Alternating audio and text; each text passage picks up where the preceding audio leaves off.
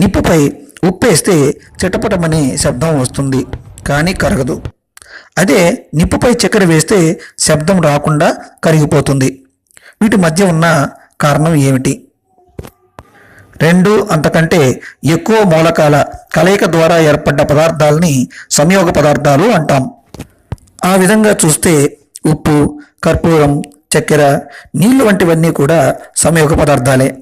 ఉప్పులో sodium, chlorine మూలకాలు కలిసి ఉంటాయి.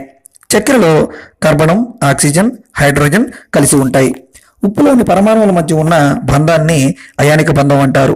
చక్కెర పరమాణువుల మధ్య ఉన్న బంధాన్ని సమయోజనీయ బంధం అంటారు. వేడి చేసినప్పుడు చక్కెరలోని పరమాణువుల మధ్య ఉన్న బంధాలు మెల్లమెల్లగా సాగి దూరమై ద్రవంగా మారతాయి. అదే ఉప్పును మనం వేడి చేసినప్పుడు వాటిలోని పరమాణువుల మధ్య ఉండే బంధం తీరు వల్ల సాగడానికి ఏమీ ఉండదు. దీంతో స్ఫటికంలో నెర్రలు వచ్చి తేలతాయి.